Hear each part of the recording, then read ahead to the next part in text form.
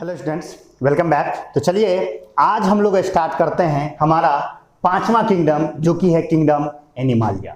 जैसा कि आप जानते हैं हम लोग क्लास 9th बायोलॉजी का third chapter diversity in living beings study कर रहे थे या diversity in living organisms study कर रहे थे, जिसमें कि हमने 5 किंगडम सिस्टम ऑफ क्लासिफिकेशन पढ़ना शुरू किया था जो कि RH व्हिटकर ने प्रपोज किया था। और उस 5 किंगडम में कौन कौन से किंगडम थे? Kingdom protista, kingdom Monera, kingdom protista, kingdom fungi, kingdom Plantae and kingdom Animalia, जिसमें से आपने अब तक किंगडम प्लांटी तक क्लियर कर लिया है। आई होप आपको वो सारी बातें समझ में आई होंगी।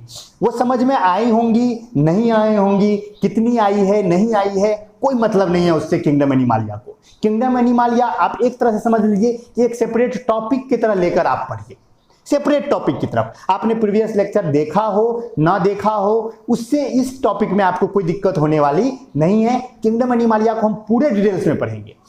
इसलिए पढ़ेंगे क्योंकि अगर आप इस क्लास 9th 10th करने के बाद आप मेडिकल में जाने का या नीट निकालने का कोई भी ख्वाब देख रहे हैं, आपको डॉक्टर बनने का अगर जरा सा भी सपना है, तो आपको किंगडम एनिमालिया को अच्छे से समझना है।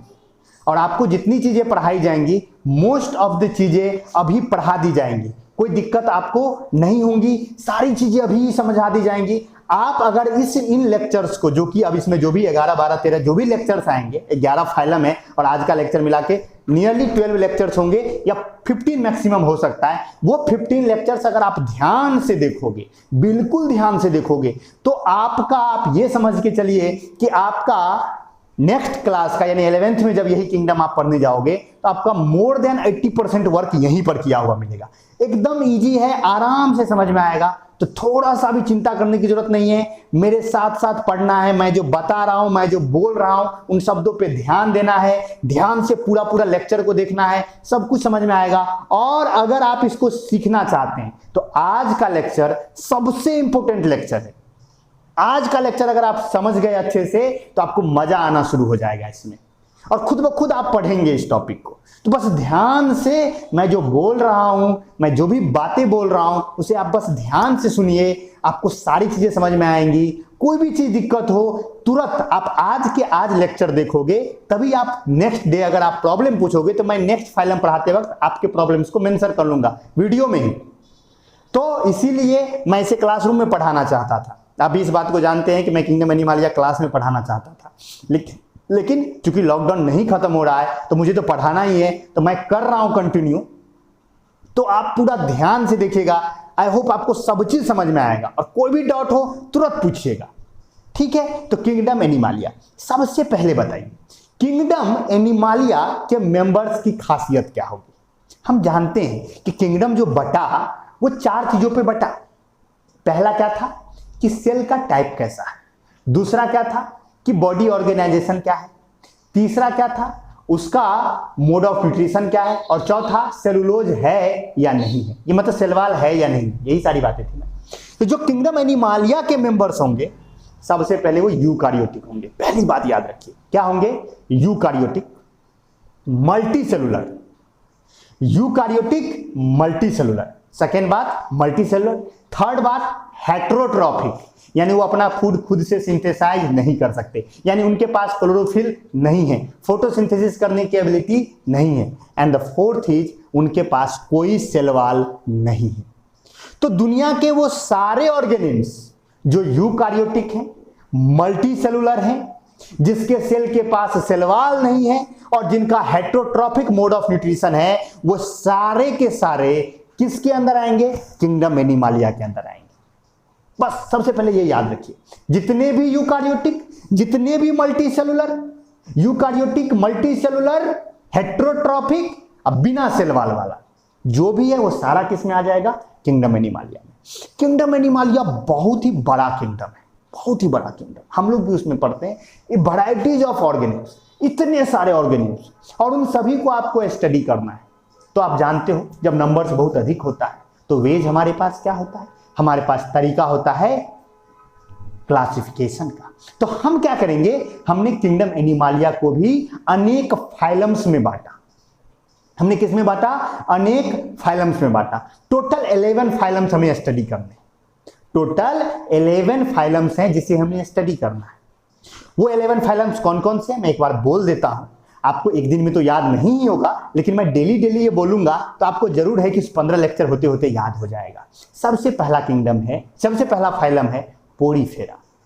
First is Porifera, second is Coelenterata, third is Ctenophora, fourth is Platyhelminthes, fifth is Aschelminthes, sixth is Annelida, seventh is Arthropoda, आठवां जो है वो है मोलस्का, नवां जो है वो है इकिनोडर्माटा, 10वां जो है वो है आपका हेमिकोडाटा एंड 11वां जो है जो आपका फाइनल फाइलम है वो है कोडाटा। क्या है? कोडाटा। मैं फिर से बोल देता हूं स्पीड में, पोरीफेरा, सिलिंट्राटा, टिनोफोरा। आप चाहो तो इसे याद कर सकते हो इस तरह से, मैं यहां देखो लिख देता हूं, पोरीफेरा, सिलिंट्राटा, टिनोफोरा। टिनोफोरा सी से ही शुरू होता है, आप अपने बुक्स में एक बार चाहो तो पलटा के देख सकते हो। Porifera, Coelenterata, Ctenophora, Platyhelminthes, Aschelminthes, Arthropoda, Annelida, Mollusca, Echinodermata, Hemichordata and कोडाटा। This is 11 phylum. देखिए इसमें 3 ए लगातार, ये आप चाहो तो ये धीरे धीरे याद हो जाएगा आपको, चिंता मत कीजिए। आज आप ये मत सोचेगा कि सर मुझे तो याद ही नहीं है, चिंता मत कीजिए। ये 11 फाइलम में टोटल किंगडम एनिमालिया बटा हुआ। हायरार्की आप लोग जानते हो ना, हायरार्की पढ़ चुके हैं आप लोग। तो किंगडम के नीचे क्या होता है? फाइलम होता है। तो किंगडम एनिमालिया में कितने फाइलम्स है बउआ? 11 फाइलम्स। कितने फाइलम है? 11 phylums. And the phylums are Porifera, Coelenterata, Ctenophora, Platyhelminthes, Aschelminthes, Annelida, Arthropoda, Mollusca, Echinodermata, Hemichordata, कोडाटा। मैंने बड़ी तेजी में बोल दिया क्योंकि मुझे याद है, आपको याद नहीं है तो चिंता मत कीजिए, याद हो जाएगा। आज हमें ये फाइलम नहीं समझना है, फाइलम तो हम नेक्स्ट डे से स्टार्ट करेंगे, बारी बारी से एक एक फाइलम हम डेली करेंगे। आज हमारा टॉपिक क्या है ना, आज हमारा टॉपिक है कि मैं इन 11 फाइलम में बांटूंगा कैसे। ये जो क्लासिफिकेशन हुआ, ये जो 11 फाइलम्स बटे, उन 11 फाइलम्स को बांटा किस बेसिस पर गया, कैसे बांटा गया? तो देखिए बेसिस, आप जानते हो जब भी आप क्लासिफिकेशन करते हो तो कुछ ना कुछ बेसिस लेते हो, कुछ ना कुछ आधार लेते हो। जैसे क्लासरूम में अगर 50 बच्चे हैं, उन 50 बच्चों को अगर आपको डिवाइड करना है, आपको क्लासिफाई करना है, ग्रुपिंग बनानी है, तो आप कैसे बना सकते हो? सबसे पहले आप चाहो तो सेक्स के बेसिस पर बना सकते हो, मेल एक तरफ, फीमेल एक तरफ, बॉयज अलग, गर्ल्स अलग, पहला बेसिस हो गया जेंडर के बेसिस पर। दूसरा हो सकता है कि एग्जाम में 60% से अबव लाने वाले, 60% से कम लाने वाले, ये भी एक बेसिस हो सकता है, मार्क के बेसिस पर हो सकता है। ड्रेस पहन कर आने वाले, बिना ड्रेस पहन कर आने वाले, ये भी हो सकता है। हाथ में जिनके नाखून है, जिनके हाथ में नाखून नहीं है, वो भी एक बेसिस हो सकता है। जूता पहन के आने वाले, जूता नहीं पहन के आने वाले, कुछ तो बेसिस होता है ना, आप जानते हो इस बात को। तो क्लासिफिकेशन का कुछ ना कुछ बेसिस होता है। तो सवाल उठता है किंगडम एनिमालिया जो इतना बड़ा किंगडम है, उसमें क्लासिफिकेशन का बेसिस क्या था, कैसे बंटवारा हुआ? तो ये 5 बेसिस जो यहां लिखे हुए हैं, वो 5 बेसिस है हमारा। सबसे पहले हम देखेंगे लेवल ऑफ ऑर्गेनाइजेशन, यानी जो उसका बॉडी है उसका लेवल ऑफ ऑर्गेनाइजेशन क्या है, समझेंगे हम लोग इसको बारी बारी से। पहले मैं 5 का नाम ले लूं, फिर बॉडी सिमेट्री, बॉडी में सिमेट्री है या नहीं है। Germ layers, germ layers embryonic level पे आता है, जब एम्ब्रियो बनता है तो वहां पर जर्म लेयर्स पढ़ेंगे इसको। फिर सीलोम पे बात करेंगे, जिसको हम बॉडी कैविटी भी कहते हैं, आप इसे सीलोम कह सकते हो या चाहो तो आप इसे बॉडी कैविटी भी कह सकते हो। बॉडी कैविटी है या नहीं है उस बेसिस पर हम देखेंगे। और आखिरी चीज हम देखेंगे नोटोकॉर्ड। आखिरी चीज हम क्या देखेंगे? नोटोकॉर्ड। नोटोकॉर्ड है या नहीं। अब आपको कि सर नोटोकॉर्ड क्या होता है, हमें तो यही पता नहीं। अरे भाई सब कुछ समझा रहे हैं, बस ध्यान से देखते चलिए लेक्चर। सबसे पहले हम बारी बारी से शुरू करते हैं। सबसे पहले हम देखते हैं सबसे पहला पॉइंट जो कि है हमारा लेवल ऑफ ऑर्गेनाइजेशन।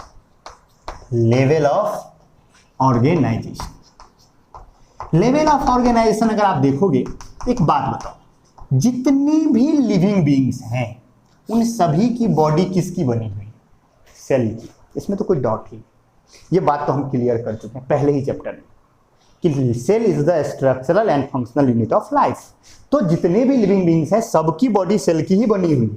तो ये बात तो फिक्स है, मेरी भी बॉडी सेल की बनी हुई है, एक चूहे की बॉडी भी सेल की बनी हुई है, एक अमीबा है उसकी भी बॉडी सेल की बनी हुई है, सबकी बॉडी तो सेल की ही बनी हुई है। लेकिन यहीं पर अंतर आता है। देखिए सेल जो होता है वो सबसे स्मॉलर यूनिट है, सबसे नीचे का यूनिट है। सेल आप जानते हो, सेल से क्या बनता है? टिश्यू बनता है। सेल से क्या बनता है? टिश्यू। अब जानते हो सेल में जब डिवीजन ऑफ लेबर हो जाता है, अब multi cellular organism, unicellular organism में क्या होता है, यूनिसेलुलर ऑर्गेनिज्म में सिंगल सेल होता है, उसके सारे के सारे फंक्शंस वही एक सेल परफॉर्म करता है। लेकिन जो मल्टी सेलुलर है उनमें क्या होता है, डिवीजन ऑफ लेबर होता है, काम का बंटवारा होता है, अलग अलग फंक्शन को परफॉर्म करने के लिए अलग अलग ग्रुप ऑफ सेल्स होते हैं और उस ग्रुप ऑफ सेल्स को हम टिश्यू कहते हैं। तो सेल्स से क्या बन सकता है, टिश्यू, टिश्यू से क्या बनता है, ऑर्गेन, टिश्यू से क्या बनता है, ऑर्गेन, और ऑर्गेन से क्या बनता है, ऑर्गेन सिस्टम, ऑर्गेन से क्या बनता है, ऑर्गेन सिस्टम। तो हम कभी भी जाएंगे, हमें अगर किसी फाइलम में बांटना है, क्लासिफिकेशन करना है, तो सबसे पहले हम ये देखेंगे कि जो एनिमल है जिसको हम क्लासिफाई करने जा रहे हैं या जिसको हम ग्रुप देने जा रहे हैं, उसका बॉडी ऑर्गेनाइजेशन क्या है, यानी वो सेल लेवल पर है या टिश्यू पर है या ऑर्गेन है या ऑर्गेन सिस्टम है। यानी उनके अंदर में अगर मान लो जैसे कि हमारा पहला फाइलम है पोरीफेरा, पहला फाइलम है पोरीफेरा, मैं बात करता हूं पोरीफेरा में सेलुलर लेवल ऑर्गेनाइजेशन होता है, सेलुलर लेवल ऑर्गेनाइजेशन, यानी उनके बॉडी में सिर्फ सेल होते हैं, मल्टी सेलुलर हैं, मल्टी सेलुलर हैं, इसमें कोई डाउट नहीं है, क्योंकि किंगडम एनिमालिया में वही मेंबर आते हैं जो मल्टी सेलुलर होते हैं, जो क्या होते हैं, मल्टी सेलुलर होते हैं। देखिए आर.एच. व्हिटकर ने जब किंगडम एनिमालिया बनाया तो उन्होंने क्या किया ना, प्रोटोजोअन्स को किंगडम एनिमालिया से निकाल के प्रोटिस्टा में डाल दिया। नहीं तो प्रोटोजोअन्स पहले किंगडम एनिमालिया के ही मेंबर थे। Protozoans they are considered as first animals, पढ़ाया था मैंने किंगडम प्रोटिस्टा में, जब मैं पढ़ा रहा था मैंने वहां पर बताया था ना आपको प्रोटोजोअन्स के बारे में। प्रोटोजोअन्स में मैंने 3 ग्रुप बताया था, protistan algae, slime moulds and protozoans. And मैंने प्रोटोजोअन्स में बताया था, जिसका कि मेंबर अमीबा भी है, कि वो फर्स्ट एनिमल कंसीडर किए जाते हैं। तो प्रोटोजोअन्स पहले किंगडम एनिमालिया के ही पार्ट थे, लेकिन आर.एच. व्हिटकर ने क्या किया, प्रोटोजोअन्स चूंकि यूनिसेलुलर थे तो उन्होंने कहा कि नहीं, इसमें यूनिसेलुलर नहीं रहेगा, यूनिसेलुलर यूकारियोट्स जितने भी है वो किंगडम प्रोटिस्टा के मेंबर होंगे। तो उन्होंने सारे के सारे प्रोटोजोअन्स को किंगडम एनिमालिया से निकाल के कहां डाल दिया, किंगडम प्रोटिस्टा में डाल दिया। समझ गए? तो प्रोटोजोअन्स को यहां पर भूल जाओ।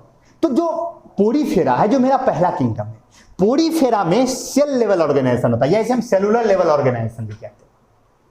समझ गए? यानी कि उनके बॉडी में सेल तो बहुत सारे होते हैं, लेकिन उनमें डिवीजन ऑफ लेबर नहीं होता है, क्योंकि डिवीजन ऑफ लेबर होगा तब ना टिश्यू बनेगा, उनमें टिश्यू नहीं बनता है। डिवीजन ऑफ लेबर हो रहा है थोड़ा बहुत, अब आप जानते हो इवोल्यूशन होता है ना, पहले कम डेवलप, फिर ज्यादा डेवलप, फिर ज्यादा डेवलप। तो पोरीफेरा सबसे पहला ही फाइलम है, तो वो सबसे कम डेवलप्ड होंगे, यानी उनके पास सेल तो बहुत सारे हैं, मल्टी सेलर हो गए, लेकिन अभी उनमें डिवीजन ऑफ लेबर उतना बेहतर तरीके से नहीं हुआ, मतलब टिश्यू फॉर्म नहीं हुआ। तो सेलुलर लेवल ऑर्गेनाइजेशन पर ये जो हमारा है, इसे हम सेल लेवल पर जो होता है उसे हम सेलुलर लेवल भी कहते हैं। क्या कहते हैं? Cellular level. इस पर हमारा एक ही फाइलम है और उस फाइलम का नाम है पोरीफेरा। जो हमारा पोरीफेरा है, जिसे हम एस्पोंजेज भी कहते हैं, पोरीफेरा के मेंबर को हम एस्पोंजेज भी कहते हैं। आप देखोगे धीरे धीरे मैं पढ़ाऊंगा तो सारी बातें पढ़ाऊंगा, चिंता मत कीजिए। तो पोरीफेरा सेलुलर लेवल ऑर्गेनाइजेशन।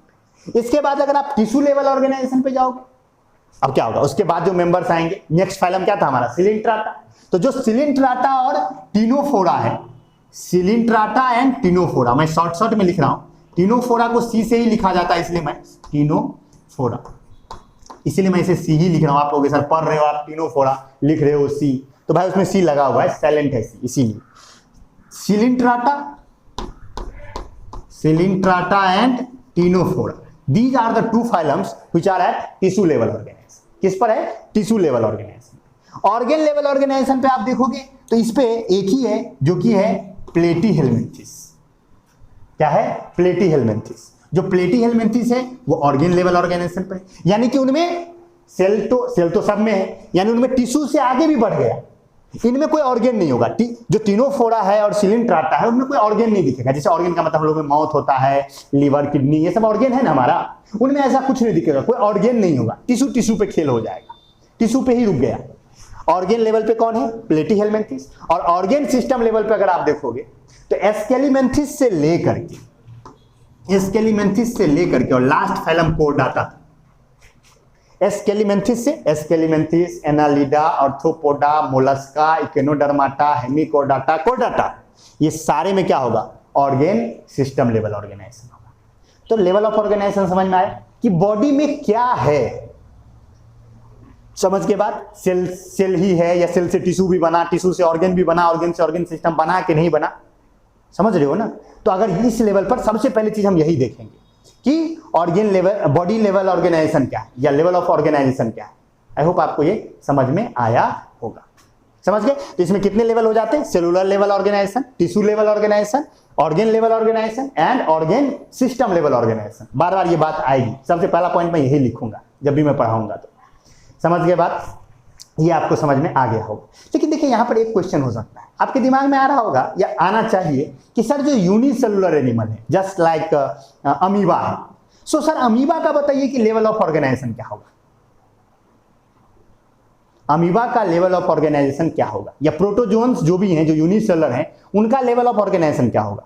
तो आप कहेंगे कि देखो बुआ, जो पोरीफेरा होता है, जो प्रोटोजोन्स होते हैं उनका बॉडी एक सिंगल सेल का बना होता है और एक न्यूक्लियस होता है और बाकी सारे स्ट्रक्चर्स इसमें मौजूद होते हैं। तो ये है। एक बात बताओ, इसकी बॉडी में एक ही सेल है तो इसको सेलुलर लेवल कह सकते हैं क्या? नहीं कह सकते, क्योंकि बॉडी तो एक ही सेल का ही बना हुआ है।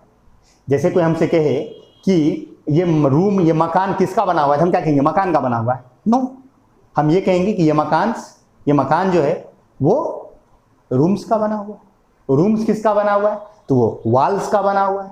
वॉल किसका बना हुआ है, तो ब्रिक्स का बना हुआ है।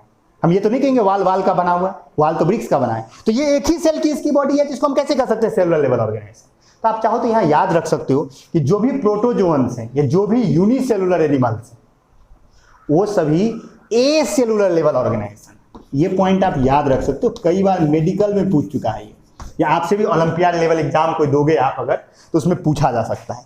ए सेलुलर यानी जो प्रोटोजोन्स होते हैं, जो यूनिसेलुलर एनिमल्स होते हैं, उनका जो लेवल ऑफ ऑर्गेनाइजेशन होता है वो क्या होता है, ए सेलुलर। इसे क्या कहते हैं, ए सेलुलर। प्रोटोजोन्स को मैं यहां पर कंसीडर इसलिए कर रहा हूं क्योंकि वो भी पहले किंगडम एनिमालिया के पार्ट थे। एक लाइन याद रखने में क्या जाता है, यूनिसेलुलर एनिमल्स ए सेलुलर लेवल ऑर्गेनाइजेशन, और उसके बाद फाइलम शुरू हो जाता है। फाइलम में आपको Porifera cellular level, Coelenterata Ctenophora tissue level, Platyhelminthes organ level और एस्केलिमेंथिस से लेके कॉर्डाटा तक ऑर्गेन सिस्टम लेवल। तो आई होप आपको सारे लेवल ऑफ ऑर्गेनाइजेशन समझ में आए होंगे। अब इसके बाद तो लेवल ऑफ ऑर्गेनाइजेशन देखने के बाद जो हमें सेकेंड चीज देखनी है वो देखनी है बॉडी सिमेट्री, यानी बॉडी में सिमेट्री है या नहीं है। अब आपको सर ये सिमेट्री क्या होता है, सिमेट्री मतलब क्या होता है ये समझिए। अगर किसी ऑर्गेनिज्म के बॉडी में कोई एक ऐसा प्लेन मिलता है जिसके अबाउट वो दो इक्वल हाफ में बट सकता है, तो हम कहेंगे बॉडी में सिमेट्री। जैसे एक बात बताइए, हम लोग की बॉडी है, ह्यूमन की बॉडी है, इसमें अगर आप ऐसे बीच से काटो, ऐसे एकदम ठीक मिडिल से काटो ऐसे, तो क्या हमें इक्वल एक लेफ्ट और एक राइट मिलेगा, एकदम एग्जैक्टली सेम लेफ्ट राइट मिलेगा? बिल्कुल मिलेगा। हमारे बॉडी में अगर देखा जाए तो अगर ठीक बीच से आप ऐसे कट करो, ठीक बीच से, तो एक लाइन ऐसा मिलेगा जिसके अबाउट वो क्या हो जाएगा, इक्वल हाफ में बट जाएगा। समझ गए? तो इसे कहा जाता है सिमेट्री। जैसे ये मेरे दोनों हाथ हैं, इन दोनों हाथ को मैं ऐसे करूं तो क्या दोनों हाथ एक दूसरे को फुल्ली कवर कर लेते हैं? तो हम कहेंगे ये हाथ सिमेट्री।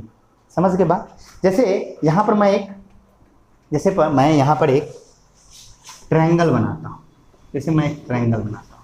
एक बात बताऊं, इस ट्रायंगल के यहां से मैं अगर एक लाइन खींचूं तो ये ट्रायंगल क्या दो इक्वल हाफ में बट जाएगा? हम कहेंगे कि इसमें सिमेट्री है। जब इक्वल हाफ में बांटा जा सकता है जिसे हम क्या कहते हैं कि सिमेट्री है। समझ गए सिमेट्री। और अगर कोई ऐसा नहीं मिला तो हम कहेंगे एसिमेट्री। क्या कहेंगे? एसिमेट्री। तो बॉडी सिमेट्री लेवल पे तीन बातें हो सकती हैं। कितनी बातें हो सकती हैं? तीन। पहला होता है एसिमेट्रिक,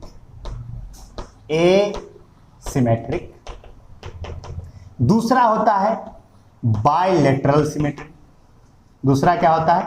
बायलैटरल सिमेट्री, और तीसरा होता है रेडियल सिमेट्री। तीसरा क्या होता है? Radial symmetry. समझ गए? ये भी हमें देखनी होती है कि ऑर्गेन में सिमेट्री है या नहीं।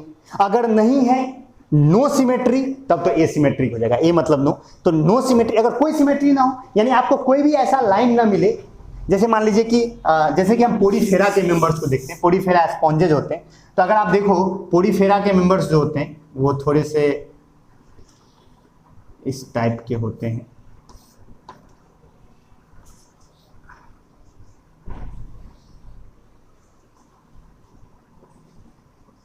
ये मान लो एक पोरीफेरा का मेंबर है। अब एक बात बताओ, इस ऑर्गेन में, इस ऑर्गेनिज्म में क्या कोई भी ऐसा लाइन मिलेगा जिसके अबाउट ये दो इक्वल हाफ में बटे? नहीं बटेगा। इधरों से खींचो, किधरों से खींचोगे, नहीं मिलेगा। ऐसा कोई हो ही नहीं सकता।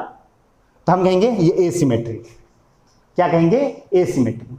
तो यानी अगर आपको किसी ऑर्गेनिज्म, कोई एनिमल है, उसके बॉडी में कोई भी ऐसा लाइन नहीं मिलता है, कोई भी ऐसा प्लेन नहीं मिलता है जिससे वो दो इक्वल हाफ में बट सकता है, तो हम कहेंगे वो क्या है? एसिमेट्री।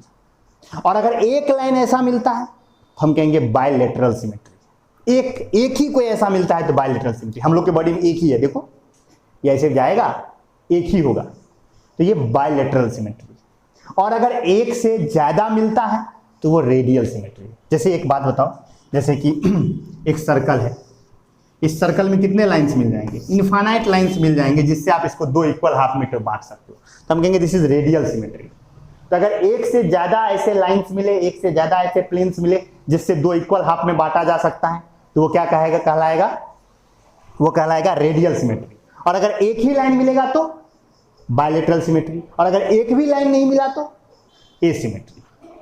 समझ गए बात? तो जब भी मैं कहूंगा कि पोरीफेरा के मेंबर्स एसिमेट्रिक होते हैं, इसका मतलब मैं ये बोल रहा हूं कि आप उसके बॉडी में कोई भी ऐसा प्लेन नहीं मिलेगा, कोई भी ऐसा लाइन नहीं होगा जिससे काट करके आप दो इक्वल हाफ कर सके। उसको आप दो इक्वल हाफ नहीं कर पाओगे, तो वो एसिमेट्री। और अगर मैं कह रहा हूं कि बायलैटरल सिमेट्री है, इसका मतलब है कि कोई एक ही लाइन ऐसा होगा या कोई एक ही प्लेन ऐसा होगा जिसके अलोंग आप काट करके उसको दो इक्वल हाफ में कर सकते हो। एक ही अगर ऐसा होगा तो बायलैटरल, और अगर एक से ज्यादा होगा तो रेडियल। क्या होगा? रेडियल। अगर आप बात करो कि सर किसमें एसिमेट्री होती है, किसमें, तो मैं एक ओवरव्यू सा बोल देता हूं। जो पोरीफेरा है वो एसिमेट्रिक होते हैं। जो सिलिंट्राटा है, टिनोफोरा है और एडल्ट इकाइनोडर्माटा है, ये हम लोग पढ़ेंगे धीरे धीरे। कौन कौन? रेडियल सिमेट्री किन किन में दिखेगी? इसमें, ये किस में दिखेगी? मैं लिख देता हूं, ये पोरीफेरा में दिखेगा। जो पोरीफेरा होते हैं वो एसिमेट्रिक होते हैं। रेडियल सिमेट्री किस किस में दिखेगा? Coelenterata, second is Ctenophora and third is adult.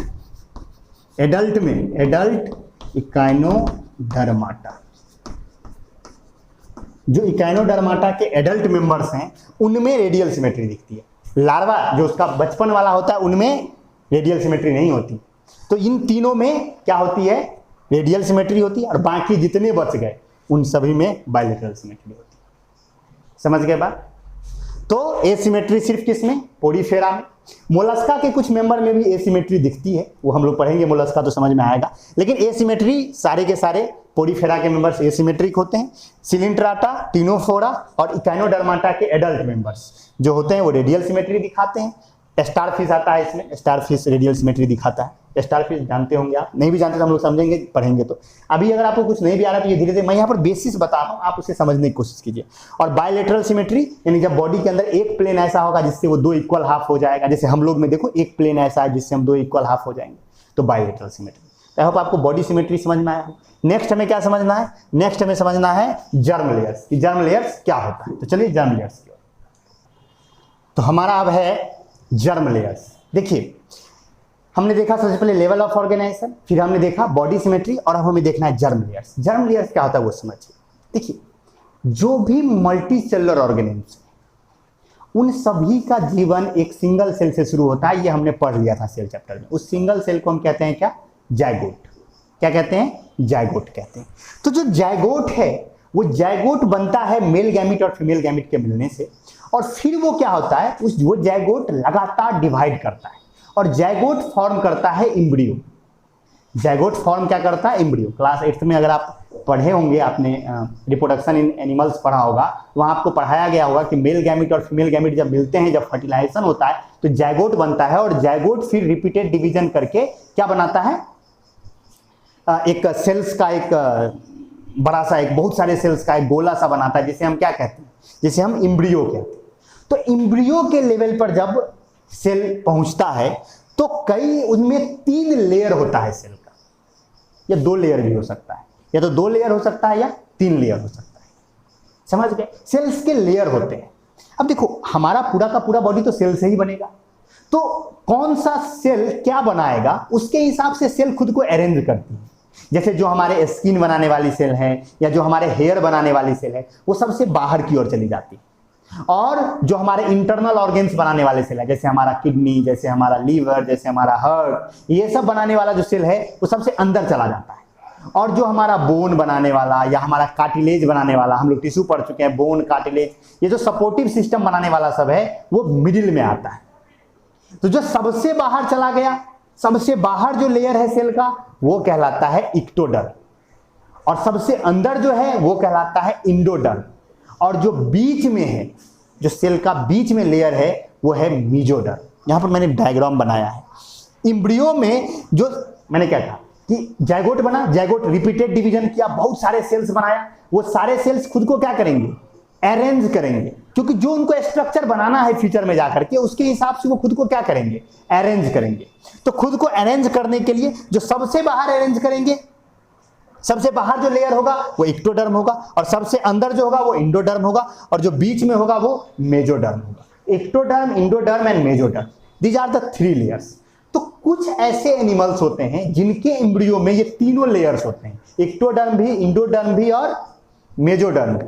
और कुछ ऐसे होते हैं जिनमें मेसोडर्म एब्सेंट होता है, यानी सिर्फ इक्टोडर्म होता है और सिर्फ इंडोडर्म होता है। तो अगर 2 ही लेयर होंगे, यानी इक्टोडर्म और इंडोडर्म 2 ही लेयर होंगे, तो कहलाएगा डिप्लोब्लास्टिक।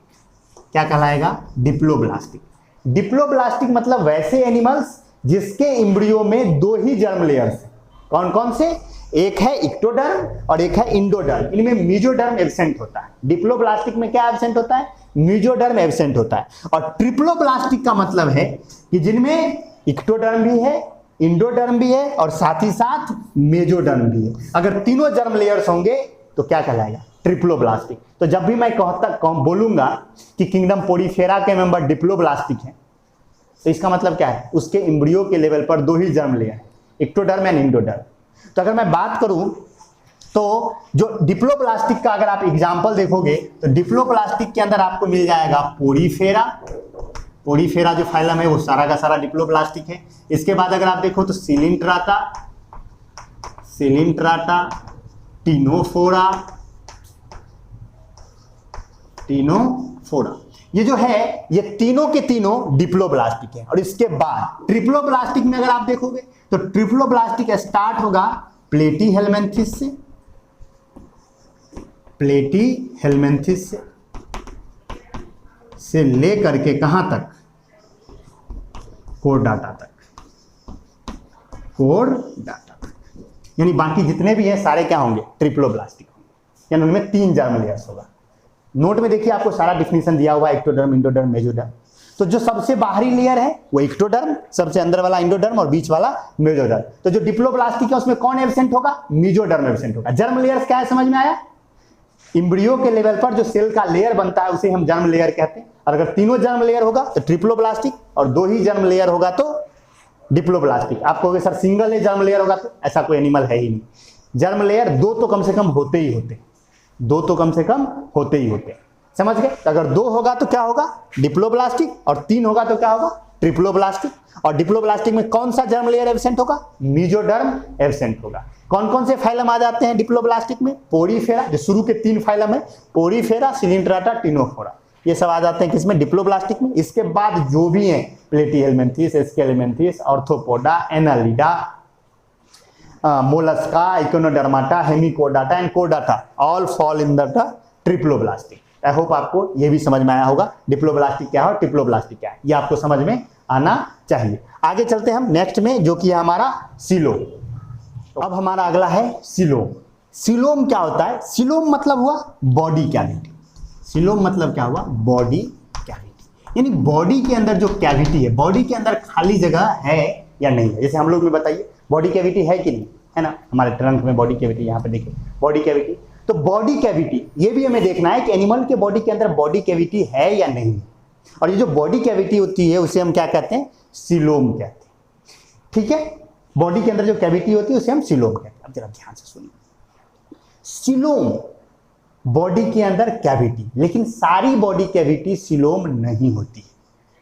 बॉडी कैविटी तो पोरीफेरा में भी होता है।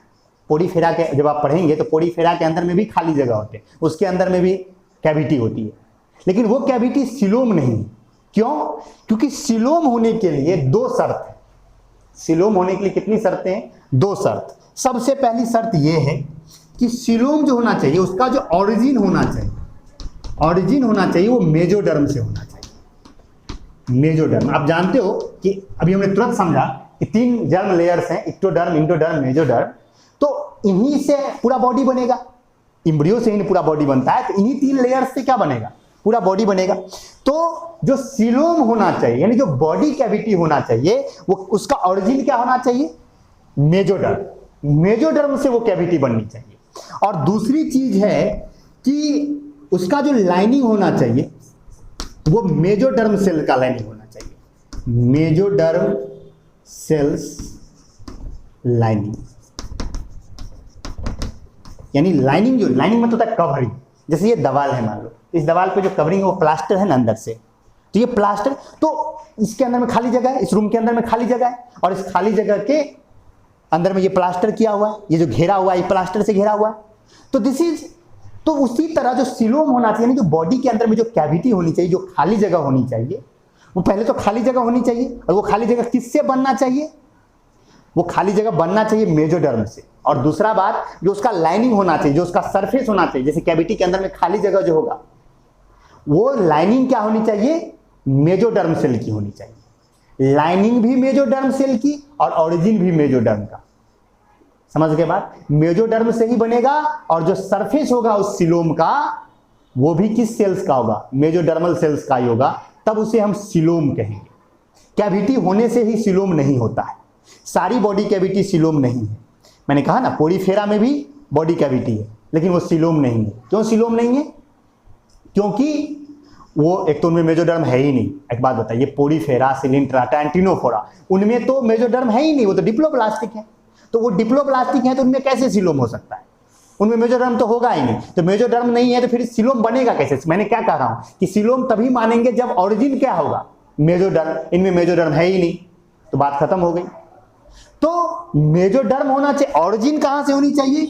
ऑरिजिन होनी चाहिए मेजोडर्म से, और लाइनिंग जो होनी चाहिए सिलोम के अंदर बाहर पूरा लाइनिंग, वो मेजोडर्मल सेल्स का होना चाहिए। जो मेजोडर्म के सेल्स हैं उन्हीं से उनकी लाइनिंग होनी चाहिए, उन्हीं से उसकी कवरिंग होनी चाहिए। ये दोनों बातें जब फुलफिल होंगी तभी वो सिलोम कहलाएगा, ट्रू सिलोम कहलाएगा। आई होप आपको सिलोम क्या है वो समझ में आया होगा। सिलोम बॉडी कैविटी है जिसका ऑरिजिन मेजोडर्म से होता है, और उसकी लाइनिंग जो होती है, उसका जो कवरिंग होता है, कैविटी है तो मान लो कि खाली जगह है तो इधर इधर लाइनिंग होगी ना, इक्टोडर्म इधर होगा, इंडोडर्म इधर होगा, एक्टोडर्म इधर होगा, बीच में बॉडी कैविटी होगी। वो पूरी की पूरी बॉडी कैविटी मेजोडर्म से बनेगी, और उसका लाइनिंग जो होगा, उसका कवरिंग जो होगा, वो भी किससे होगा? वो होगा आपके मेजोडर्मल सेल्स का। तब उसे आप क्या मानोगे? सिलोम मानोगे। आई होप आपको समझ में आया होगा। तो अगर हम फाइलम की बात करें तो जो डिप्लोप्लास्टिक है, एक बात बताओ, जो डिप्लोप्लास्टिक है उनमें मेजोडर्म है क्या? डिप्लोप्लास्टिक में मेजोडर्म है क्या? नहीं है। तो जब डिप्लोप्लास्टिक में मेजोडर्म ही नहीं है तो सिलोम होने का तो कोई बात ही नहीं है। तो अगर ए सिलोमेट में आप देखोगे तो ए सिलोमेट के मेंबर कौन कौन से होते हैं, मैं यहां लिखता हूं। सबसे पहला तो पोरीफेरा हो जाएगा ए सिलोमेट। मैंने क्या बोला? पोरीफेरा में भी बॉडी कैविटी होती है, लेकिन वो सिलोम नहीं होती है क्योंकि मेजोडर्म है ही नहीं। पोरीफेरा, सिलिंट्राटा, टीनोफोरा, इन तीनों में तो कोई बात ही नहीं है। अब आप कहोगे सर प्लेटीहेलमिन्थेस में तो आ गया था मेजोडर्म। तो एक बात बताओ, जो प्लेटीहेलमिन्थेस होते हैं ना, वो डॉर्सो वेंट्रली फ्लैटेंड होते हैं, उसे फ्लैट वर्म्स भी कहते हैं। यानी अगर आप प्लेटीहेलमिन्थेस जब आप पढ़ोगे तो आप ये देखोगे उसकी जो बॉडी होती है वो रिबन लाइक होती है। रिबन जानते हो, बाल में जो बांधा जाता है रिबन, वैसा होता है। यानी कि बॉडी बिल्कुल चिपटी हुई होती है, जैसे लगता है क्या कि कोई डाल के आप प्रेस कर दिया पूरा बढ़िया से, मतलब एकदम दबा हुआ सा, उनमें कोई मोटाई होती नहीं है, यानी एकदम रिबन लाइक बॉडी। रिबन समझ रहे हो ना, रिबन जो बाल में बांधा जाता है, उस तरह की बॉडी होती है किसकी? फ्लैट वर्म्स की। तो एक बात बताओ, जब बॉडी इतनी पचकी हुई होगी तो क्या उसके बॉडी के अंदर में कैविटी बनेगा क्या? कैविटी मतलब क्या? खाली जगह। तो बॉडी के अंदर में खाली जगह बनने के लिए थोड़ा मोटाई तो होना चाहिए। तो प्लेटीहेलमिन्थेस की बॉडी बिल्कुल रिबन लाइक होती है, बिल्कुल चिपटी हुई होती है, तो उनमें सिलोम होने का कोई चांस ही नहीं है। तो वो भी किस में चला जाता है? प्लेटीहेल्मिन्थिस भी किस में चला गया, प्लेटीहेल्मिन्थिस भी चला गया एसिलोमेट में। अब इसके बाद सीडोसिलोमेट। देखो जो एस्केलिमेंथिस है, एस्केलमेंथिस को हम राउंड वर्म भी कहते हैं, एस्केलमेंथिस को हम क्या कहते हैं, राउंड वर्म भी कहते हैं। एस्केलिमेंथिस में सिलोम होता है, लेकिन वो सिलोम पूरी तरह से डेवलप नहीं होता है, अनडेवलप होता है। अब आप देखो एस्केलिमेंथिस तो डिप्लोब्लास्टिक है, अभी मैंने तुरंत बताया।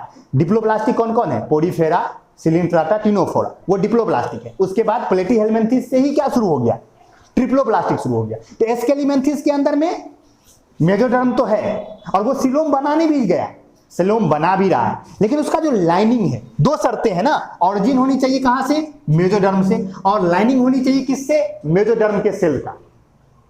तो जो इसका सिलोम है, जो एस्केलिमेंथिस का जो सिलोम है, यानी जो राउंड वर्म का जो सिलोम है, जो राउंड वर्म का जो सिलोम है, जो हमारा पांचवा फाइलम है एस्केलिमेंथिस, उसका जो सिलोम है वो है तो ऑरिजिन में मेजोडर्म का, मेजोडर्म ही बना रहा है, लेकिन उसका जो लाइनिंग है, उसका जो कवरिंग है, वो मेजोडर्म का नहीं, कवरिंग मेजोडर्म का नहीं है। यानी सिलोम बन तो रहा है, लेकिन सिलोम पूरी तरह से बना नहीं, अनडेवलप्ड रह गया। तो अनडेवलप्ड सिलोम जब होता है उसे हम कहते हैं सीडोसिलोमेट, और इसका एक ही एग्जांपल है जो कि है एस्केलिमेंथिस।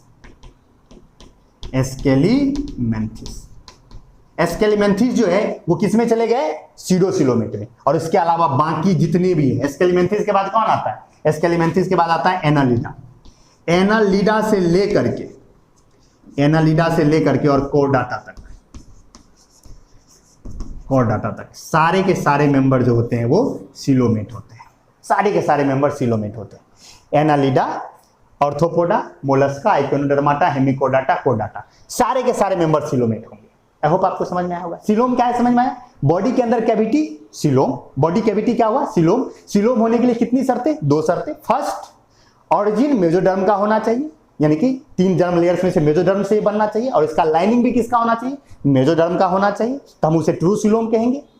डिप्लोब्लास्टिक के अंदर में इसके होने का चांस ही नहीं है, तो डिप्लोब्लास्टिक जो हमारे 3 फाइलम थे, पोरीफेरा, सिलिंट्राटा, टिनोफोरा, डायरेक्ट इसमें आ गए।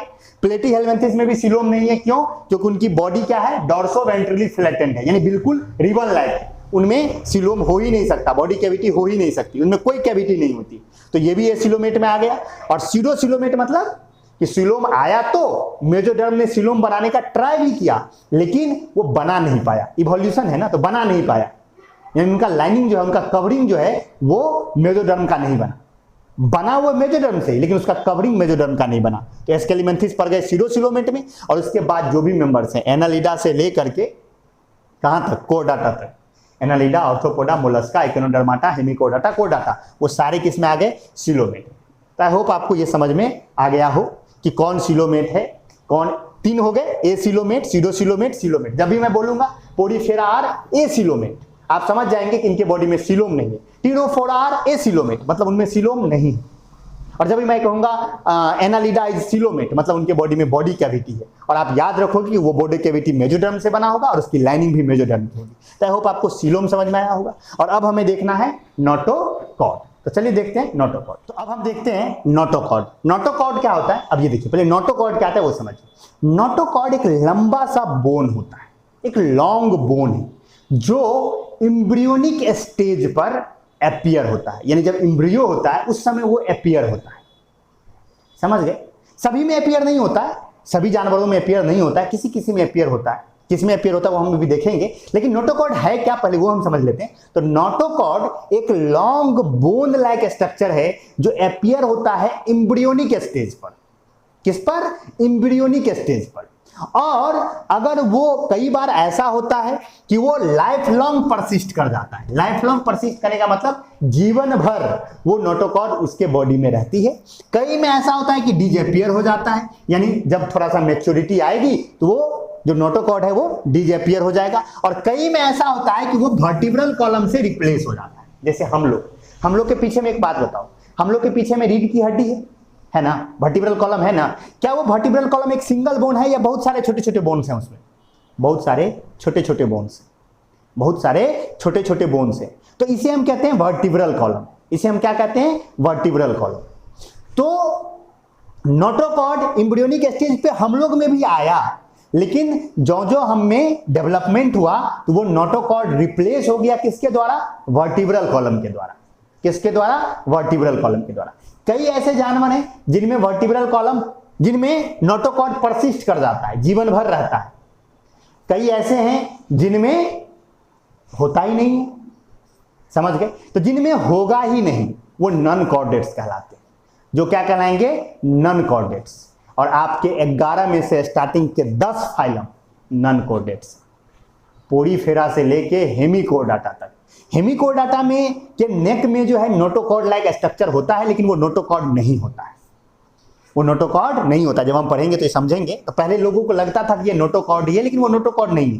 तो आप यही समझिए कि पोरीफेरा जो हमारे स्टार्टिंग के 10 फाइलम हैं, कौन कौन से? Porifera, Coelenterata, Ctenophora. मैं बार बार रिपीट कर रहा हूं जिससे कि आपके मन में ये बातें बैठ जाए। Porifera, Coelenterata, Ctenophora, Platyhelminthes, Aschelminthes, Annelida, Arthropoda, Mollusca, Echinodermata and Hemichordata. These all do not possess notochord. इनमें से किन्हीं में भी नोटोकॉर्ड नहीं है। नोटोकॉर्ड किसके पास है? कोर्डाटा के पास। नोटोकॉर्ड किसके पास है? कोर्डाटा के पास। तो कोर्डाटा के पास नोटोकॉर्ड, यानी नोटोकॉर्ड अपीयर हुआ तो किस फाइलम में चला जाएगा? कोर्डाटा में चला जाएगा। और कोर्डाटा में जाने के बाद भी उसके अंदर में भी क्लासिफिकेशन होता है कि अगर वो नोटोकॉर्ड बाद में वर्टिब्रल कॉलम से रिप्लेस हो जाएगा तो वर्टिब्रेट्स कहलाएगा। हम लोग वर्टिब्रेट्स हैं, वर्टिब्रेट्स। क्यों? क्योंकि हमारा नोटोकॉर्ड रिप्लेस हो गया किसके द्वारा? वर्टिब्रल कॉलम के द्वारा। कई ऐसे होते हैं जिनमें वो अपीयर होता है फिर गायब हो जाता है, और कई ऐसे होते हैं जिनमें वो लाइफ लॉन्ग परसिस्ट करता है। तो जब हम कोर्डाटा पढ़ेंगे तो उसको डिटेल्स में पढ़ेंगे। तो ये सारा हमारे किंगडम एनिमालिया का बेसिस ऑफ क्लासिफिकेशन है। लेवल ऑफ ऑर्गेनाइजेशन सबसे पहले आपने देखा, cellular, tissue, organ, organ system, और ए सेलुलर भी था। किसके लिए? यूनिसेलुलर के लिए। फिर हमने बॉडी सिमेट्री देखी। इसमें क्या हुआ? 3 आया। ए सिमेट्री, जब एक भी प्लेन ना मिले इक्वल हाफ वाला, एक प्लेन मिले तो बायलेटरल सिमेट्री, और एक से ज्यादा मिले तो radial symmetry. Germ layers, embryonic level पे जो सेल्स का लेयर बनता था उसे हम जर्म लेयर्स कहते थे। इसके बेसिस पर 2 तरह का हुआ, डिप्लोब्लास्टिक, ट्रिप्लोब्लास्टिक। अगर 2 जर्म लेयर हैं, एक्टोडर्म और इंडोडर्म, तो हो गया मेजोडर्म नहीं होगा। और अगर तीनों जर्म लेयर होंगे, एक्टोडर्म, इंडोडर्म, मेजोडर्म तीनों होंगे, तो क्या हो जाएगा? ट्रिप्लोब्लास्टिक। एक्टोडर्म सबसे बाहर, इंडोडर्म सबसे अंदर, मेजोडर्म बीच में। और डिप्लोब्लास्टिक में तो मेजोडर्म है ही नहीं। और सिलोम, बॉडी कैविटी है या नहीं है? बॉडी कैविटी है तो सिलोमेट, बॉडी कैविटी नहीं है तो एसिलोमेट। और अगर अनडेवलप्ड बॉडी कैविटी है यानी अनडेवलप्ड सिलोम है तो सीडोसिलोमेट। ये आपको पता चल गया होगा, ठीक है ना। और सिलोम होने का शर्त क्या है? मेजोडर्म होना चाहिए ऑरिजिन में, मेजोडर्मल होना चाहिए ऑरिजिन में, और लाइनिंग जो होनी चाहिए वो मेजोडर्म सेल्स का होना चाहिए। तो जो हमारा एस्केलिमेंथिस था वो सीडोसिलोमेट था। क्यों? क्योंकि उसका सिलोम जो है, उसका जो बॉडी कैविटी है वो बना किससे? मेजोडर्म से ही बना, लेकिन उसका लाइनिंग मेजोडर्म सेल का नहीं था। और इसके नीचे की सारे फाइलम्स जो है यानी पोरीफेरा, सिलिंट्राटा, टिनोफोरा, प्लेटीहेलमिन्थिस, ये सारे एसिलोमेट थे। एस्केलिमेंथिस सीडोसिलोमेट थे। और उसके बाद जितने भी मेंबर आए, एनालिडा, ऑर्थोपोडा, मोलस्का, इकिनोडर्माटा, हेमिकोर्डाटा, कोर्डाटा, सारे के सारे सिलोमेट हो गए यानी ट्रू सिलोम वाले। और फिर हमने नोटोकॉर्ड देखा। नोटोकॉर्ड एक लंबा सा बोन होता है जो एम्ब्रियोनिक लेवल पे आता है। वो अगर आ गया, जिस एनिमल के एम्ब्रियोनिक स्टेज पर नोटोकॉर्ड अपीयर हो गया, वो कोर्डाटा का मेंबर हो जाएगा। बाकी सारे नॉन कॉर्डेट्स होंगे। नॉन कॉर्डेट्स में स्टार्टिंग के 10 फाइलम आते हैं, पोरीफेरा से लेके हेमिकोर्डाटा तक। और कोर्डाटा में नोटोकॉर्ड आता है। नोटोकॉर्ड अगर लाइफ टाइम परसिस्ट कर सकता है, या नहीं तो बाद में गायब हो सकता है, डिसअपीयर हो सकता है, या नहीं तो वो रिप्लेस हो सकता है किससे? वर्टिब्रल कॉलम से, जैसे कि हम लोग में हो गया। जिनमें रिप्लेस हो गया वो वर्टिब्रेट्स कहलाते हैं। हम लोग पढ़ेंगे धीरे धीरे। आज एक बेसिक सा आइडिया आया। इसके बाद भी हम और भी बहुत कुछ देखते हैं। ये तो 5 मेन बातें हुई जिसे हम देखते हैं। इसके अलावा हम देखते हैं कि हैबिटेट कहाँ है, किस तरह के हैबिटेट में रहता है। एक्वेटिक है, एक्वेटिक मतलब पानी के अंदर रहता है, या टेरेस्टेरियल है, जमीन पर रहता है। समझ गए ना। हैबिटेट हम देखते हैं, हैबिट देखते हैं। हैबिट कहने का मतलब है कि कैसा हैबिट है उसका, अकेले रहना पसंद करता है, कॉलोनी में रहना पसंद करता है। हैबिट हम देखते हैं, बॉडी टेम्परेचर हम देखते हैं, और भी बहुत सारे फैक्टर्स हैं जो हम देखेंगे, लेकिन ये 5 फैक्टर्स मेन हैं जो आपको याद रखना है। तो आज का लेक्चर इंट्रोडक्शन था एक तरह से। आई होप आपको समझ में आया होगा। कोई भी डाउट हो तो पूछिए। नेक्स्ट लेक्चर से हम बारी बारी से एक एक फाइलम पढ़ते चलेंगे, और नेक्स्ट लेक्चर हमारा होगा पोरीफेरा का। आज का लेक्चर आज आपको भले ही कम समझ में आए, लेकिन ये लेक्चर बहुत इंपॉर्टेंट है। जब पूरा इस खत्म हो जाएगा तो लास्ट डे जब ये खत्म हो जाए ना तो इस लेक्चर को फिर से स्टार्ट करके देखिएगा, बड़ा मजा आएगा। सारा चीज़ आज ही मेंशन हुआ। तो मिलते हैं हम लोग नेक्स्ट लेक्चर में जिसमें हम पोरीफेरा पे बात करेंगे। आई होप आपको सारी बातें समझ में आई होगी। See you soon, bye bye, take care.